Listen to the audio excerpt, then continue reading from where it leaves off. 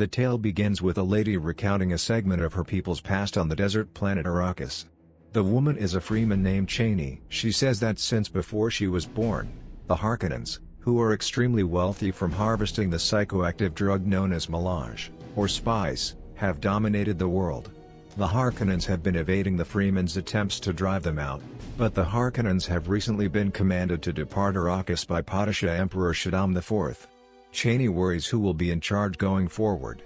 Paul Atreides had breakfast on the planet Caladan with his mother, Lady Jessica, the concubine of Duke Leto. Jessica, a member of the Bene Gesserit, a quasi-religious order, has been attempting to impart to her son the unique abilities of her organization. She puts Paul to the test by making him try to get her to give him a drink of water. Paul's triumph is only partly realized. Paul gains knowledge of the inhabitants of the planet Arrakis.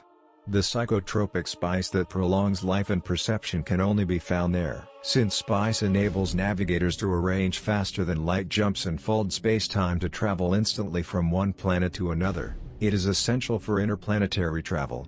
Leto Atreides is presented with an imperial messenger who formally grants House Atreides possession of Arrakis, accompanied by soldier Gurney Halleck and Mentat Thufir Hawat. The Emperor is concerned about Leto's rising influence and popularity within the Landsraad, a council of aristocratic families. Leto knows that being assigned to manage Arrakis is a trap of some sort, but he is powerless to turn down an imperial proposal.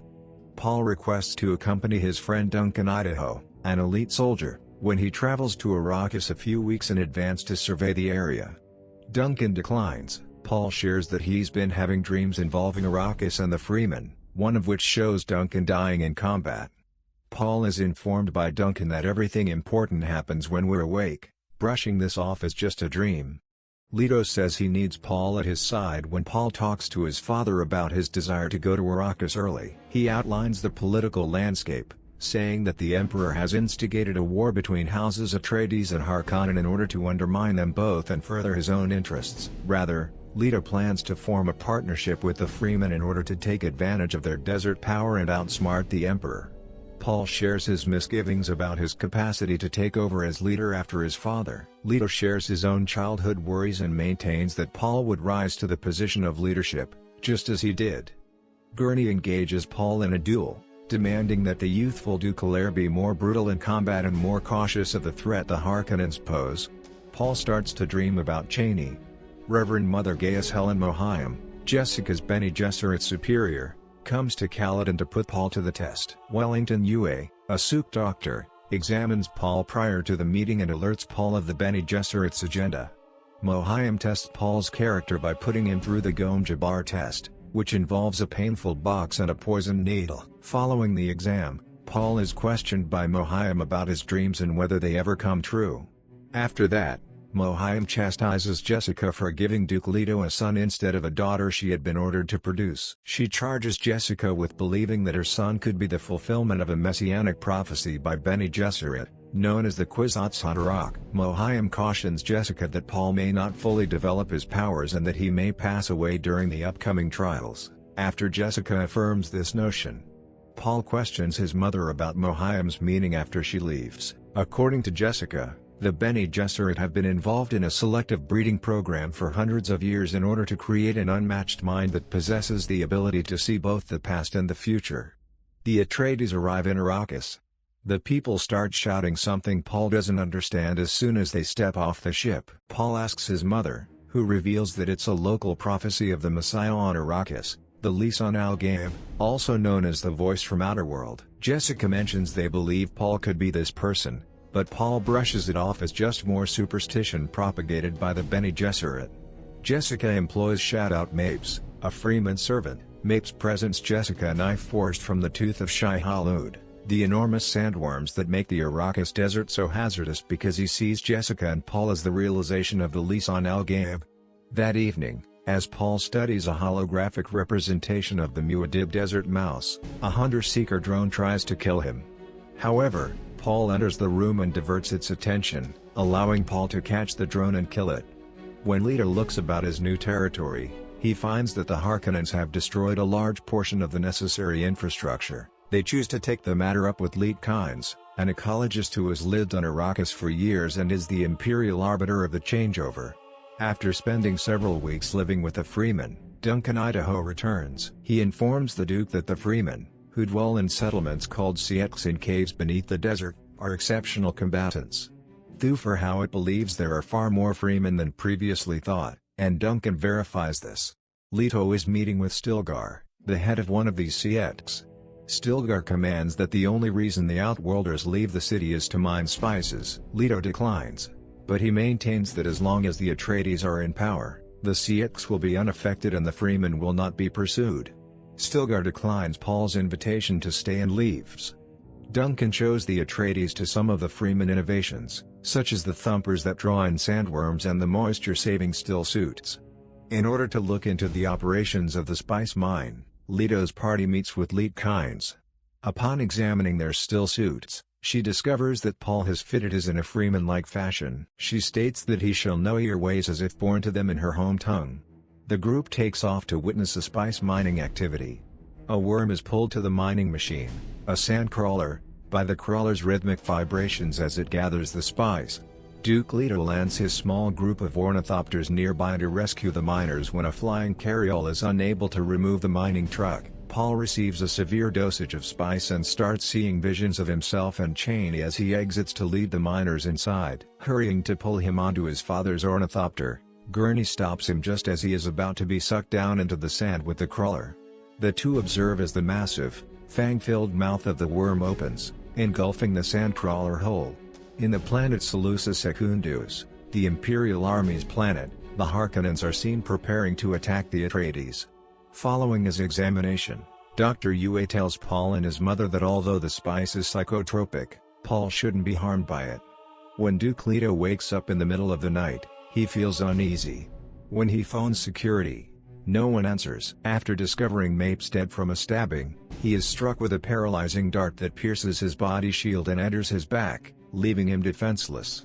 Yue comes out as a betrayer. He has disrupted Atreides' communications and dropped the shields. Leto learns from Yue that the reason the Harkonnens got him to comply was because they were holding his wife captive. In an effort to give Duke Leto the means to murder the Baron, he replaces one of the Duke's teeth with a poison capsule. Awakened, Gurney launches the counteroffensive as the Imperial Sardaukar troops and Harkonnen forces join forces to launch their attack. The men of Atreides are soon overpowered since they are outnumbered and caught off guard by the Sardaukar and Harkonnen. After taking down multiple Sardaukar, Duncan tries to save Paul and Jessica, but he discovers that they have already been taken. Baron Vladimir Harkonnen sends several of his men to take Paul and Jessica to the desert where they will die from exposure because he has assured Mohiam and the Bene Gesserit that he will not hurt them. Despite his lack of confidence in his Bene Gesserit skills, Paul manages to command one of the men to take off his mother's gag using the voice. Jessica gives one of the men the order to kill his comrade right away. She personally murders two of them after she is completely freed. Their ornithopter lands after being remotely deactivated. From a distance, Paul and Jessica see the destruction of Arrakis. When Yue meets with Baron Harkonnen, he insists that he fulfill his half of the agreement. The Baron slashes Yue's throat after promising that he will see his wife again. Then, with a smug smile, the Baron watches as Leto, paralyzed, bits the poison, spits it out and kills everyone in the room, but the Baron is seriously hurt, having utilized his body shield and anti-gravity suspensors to elevate himself to the ceiling. Medical personnel tend to the Baron's recovery. As Paul rides out a storm in a survival tent, the images he saw from being exposed to spices persist. They were of Chaney initially. Nevertheless, they soon give way to visions of violent conflict and fanatical religious believers who are sweeping the galaxy like an unquenchable fire while operating in the name of Duke Leto and the Atreides flag. Paul is appalled by what he witnesses and accuses the Bene Gesserit and his mother, but in the end, his mother consoles him. Duncan Idaho, who escaped the massacre, comes to Paul and Jessica's aid. Duncan takes them to Kynes, who has made himself at home in a former Fremen-occupied terraforming facility. There, the Sardaukar find them and launch an attack, during which the Fremen slay a large number of them. In a final effort to free Paul, Jessica, and Kynes, Duncan gives his life. Paul takes off in an ornithopter with Jessica, with the intention of calling a sandworm and riding it away. Kynes sets up a thumper, but the Sardaukar mortally wounds her. A sandworm appears before they can deal the final blow, and Kynes draws it near her by beating a patch of drum sand. The worm ingests all of them. As the Harkonnens chase after them, Paul sees a vision of a Fremen man advising him to move with the flow of the environment and understand that survival in the desert is a process. When he is navigating the ornithopter through a strong sandstorm, Paul pulls back the thopter's wings, allowing the storm's vortex to carry them farther into the desert. They make it through the desert on foot, though, since the ornithopter is wrecked. Fremen watch them as they go about. Paul and Jessica head in the direction they think the Fremen siege is. A sandworm is drawn to their activities and they run off toward some nearby rocks. The sandworm pauses and appears to be staring at Paul for a short while before being pulled away by a thumper. They are apprehended by some Fremen. Paul is identified by Stilgar, who is with them and tells them not to hurt him. Jamis, another Fremen, rejects Stilgar's reasoning and desires to murder Paul and Jessica so that they can be looted. Paul identifies Jamis as the person he saw in his visions. Jessica begs for assistance in getting back to Caladan and promises them a well-deserved reward, but Stilgar thinks it would be useless. Stilgar states that Jessica, who he believes is too old to learn to fight, must be left behind, even though he offers to let Paul, who is still young, join their setch. The majority of the Fremen are disarmed by Jessica and Paul using their Bene Gesserit training, and Stilgar is kept at knife point. After understanding Jessica is a Bene Gesserit, Stilgar gives in and agrees to take them both to the siege. Jamis protests and issues Jessica a challenge to a duel. Paul consents to represent his mother. Amidst the group, Cheney feels sorry for Paul since she thinks he would perish at Jamis' hands. She gives him her Christ knife, a dagger fashioned from the sandworm's tooth, a glimpse from one of Paul's dreams. Paul outclasses Jamis in the duel, repeatedly putting a knife to his throat and insisting that he give up. Jessica argues that Paul has never murdered anyone before, and Stilgar tells him that Fremen duels are to the death. Paul reluctantly ends Jamis's life. The Fremen return Paul and Jessica to their siege, satisfied. A Freeman is seen by Paul and Jessica riding a live worm. Cheney informs Paul that this is only the beginning as they go out into the desert. Don't forget to click the like and subscribe button.